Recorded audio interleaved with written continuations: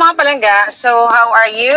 Kumusta kayo lahat? At mabilisan lang yung vlog natin kasi busy-busyhan tayo. But syempre, breaking news. Sinungaling po si Bangag na sinasabi nila na naaresto si Zaldico. Sinasabi ng Bangag administration na nasa Prague si Zaldico. Lahat ng nilalabas ng Bangag administration ay kasinungalingan. At I challenge them kung totoong naaresto nila, okay, ng puwersa nila, ng Bangag administration, ng kanilang mga police attaché, kasi kahapon sinasabi nila, di ba, na pinapunta na namin, nakipag-ugnayan na ang police attaché natin dyan sa Prague, di ba, o sa Czech Republic, ganyan-ganyan.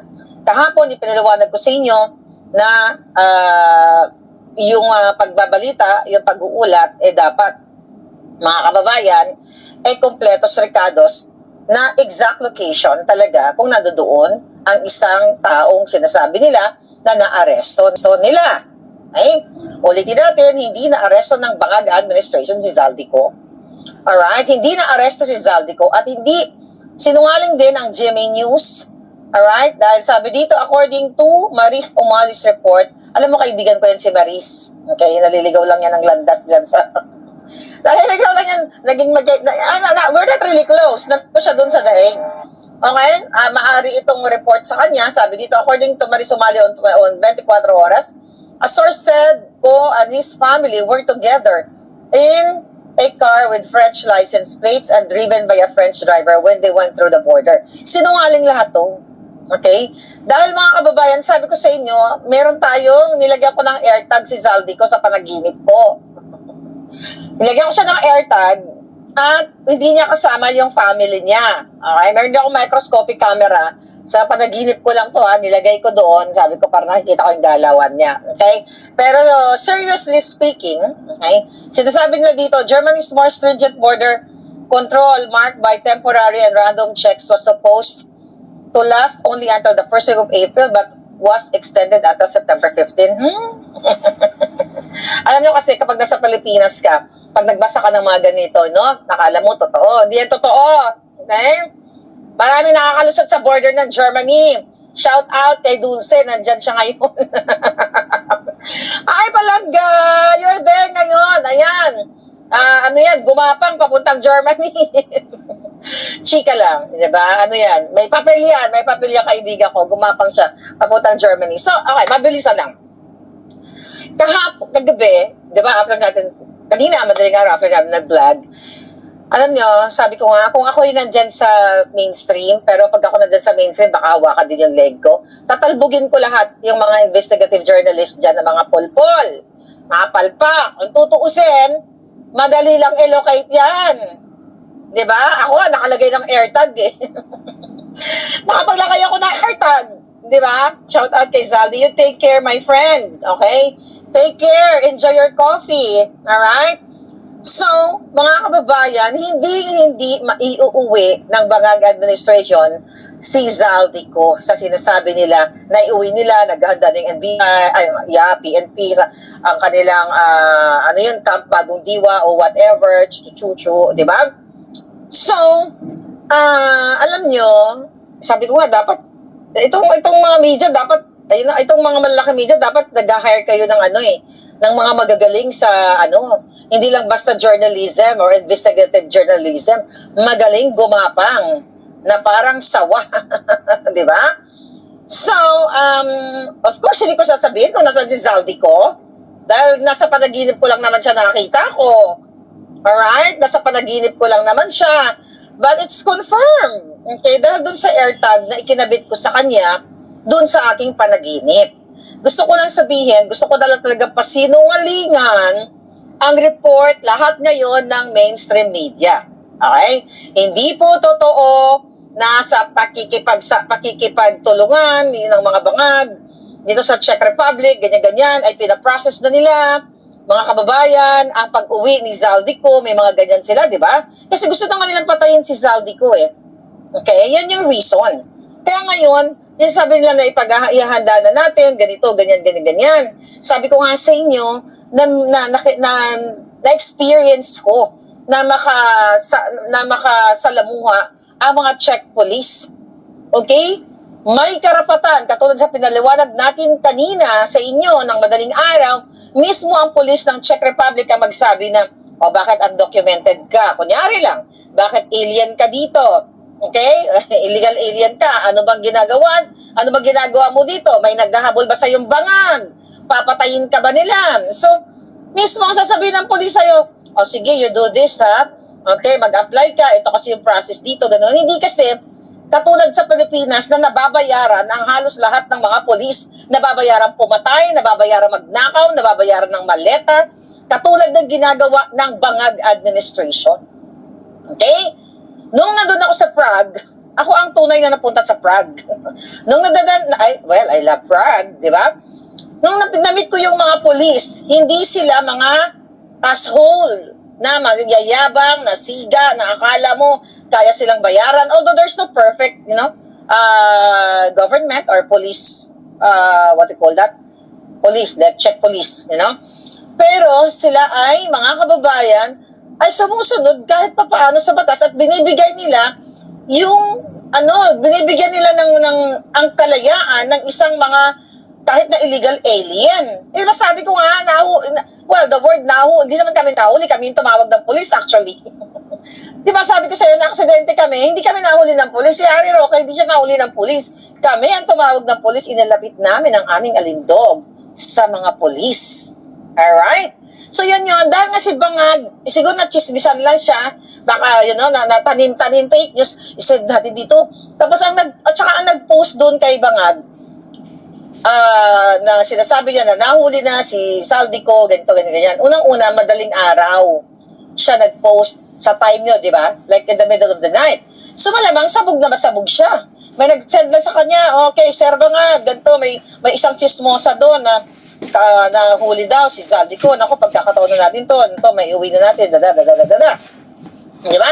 So kaya pinost niya, habang sila ay siguro ay pupulburon. Yang putang inang Marcos na yan dapat ang kinukulong. Kaya dapat mag-report pa kayo dyan sa Facebook, sa Menlo. Tapos sasabihin, tatanggalin ang lahat ng mga Facebook pages, lahat ng mga post ng mga kritiko. Another pagiging bobo ninyo. Susulat kayo, hindi kayo specific. Tanggalin lahat ng post. Which is which? Which anong post? Di ba? So ngayon, mga kababayan, ganito kababoy at katarantado, kabarobado, kabitter, kapangit, kaadiktos, kakawatan, lahat, jijimonyo, ang Bangag administration na ito. Hindi totoo na naaresto si Saldico sa Prague. Bakit ko alam yan? Tumawag ako Tumawag ako sa police station. Ito dapat ginagawa ninyo to verify. Di ba may budget kayo? Tuturuan ko na kayo lahat. Tawagan nyo. Ang dali lang yan. I-google nyo lang yan. Tawagan nyo lahat ng police station sa Prague. Ang dami nun. May manghula kayo. Abuti kayo ng 48 years. Kaya lang ako, bukod tangi. Di ba? Kasi sabi ko may nakalala akong brusko. Sir, baka naman pwede mong ibigay itong ganito, ganyan. Di ba? Baka, alam mo, that's what you call connection. Na maayos na connection. Tatanungin mo lang na ganito, ganyan, may hinahanap akong kaibigan.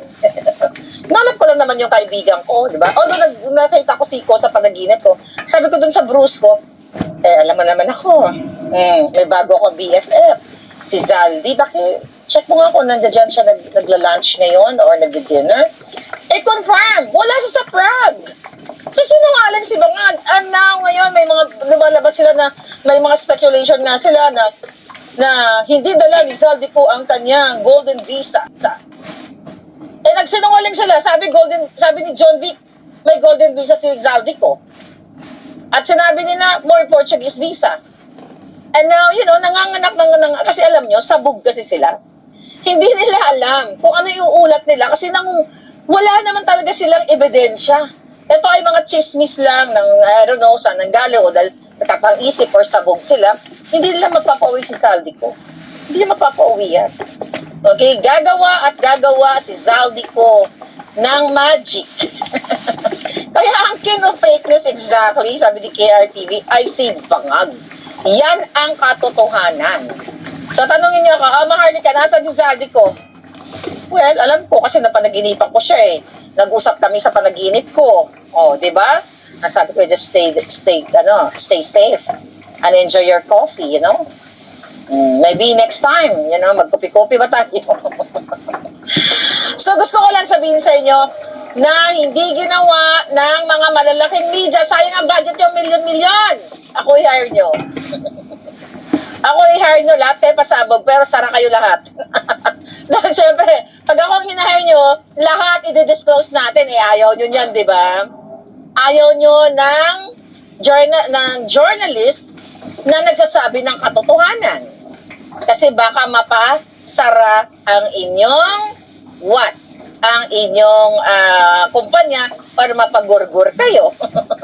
So ako i-hire nyo, laging sariwa ang mga balita at makatotohanan. Okay? At juicy. Pero syempre, di ba hindi kayo mag-hire ng taong nagsasabi ng totoo kasi karamihan sa inyo magkakasabwat or takot kay bangag, takot kay satanas o nababayaran ng mali-maleta. Yan ang katotohanan, mga kababayan. Pero again, yung sinasabi nila ng bangag administration na mga speculations lang, wala nga silang confirmed. Picture man lang, may nakakita pala eh. Nakasama yung pamilya. Utang ay na yung nag-report. Oh, wala bang picture, wala bang video sa panahon ngayon? Na nakita namin, nahuli sila. Yung nag-chismis, dapat ang bilis ng snap ng picture nun. Kasi ako nang na-aksidente kami, alert, lahat, picture ng mga bruise ko. Di ba? Picture ng mga bruise ko, baka makalagpas. Nasaan yung picture? Nakasama ni Zaldi ko yung family niya. Right? Nasaan ang ebidensya ng mga bangag na nahuli nila si Zaldi ko? Tapos ang sabi nila, kasi walang extradition sa check, kaya medyo, it's either makikipag-usap sila, ganyan-ganyan, makikipag-usap, kumbaga, babrasuhin nila. Gagawa sila ng illegal. Diba? Ang yabang eh. Pwedeng ipa-extradite natin si Zaldi ko. Okay? Walang extradition. Okay? Sa check. Wala naman siya dun sa Prague. So yun yan eh. Kaya nga sabog-sabog. Okay, extradite natin. Tapos later on, extradite natin kasi may nagchismis sa atin, sabi ni Bangag, nasa Prague. Walang extradition. Tapos wala pa sa Prague. Sina-extradite nila doon, multo. Diba? Multo lang ang pwede nilang ipa-extradite doon. But, ang gusto ko lang sabihin sa inyo, after natin mag-vlog kagabi, natulog ako, okay, na naginip ako, okay, at sure ball, 1,000,000%, wala si Zaldi sa Prague. Kasi yun ang pinakalat nila eh, Prague. Okay? Isang city, kumbaga yan ang center of attraction talaga ng tourist attraction actually ng Czech Republic. Okay? Napakagandang lugar at mura pa. I'll see you in Prague, darling. Walang sikreto sa Prague. But si Maharlika, maraming sikreto sa Prague na na-witness, lalo na yung mga bruise ko. Hindi na nga secret eh. Sinabi ko na sa inyo. But ganun pa man, mga kababayan, okay, actually, papunta ako ng Las Vegas, no? Charing lang. Diba? On the way ako. Ang dami kasi nagtawag. Nakata nyo ba yan? Oh? On the way ako,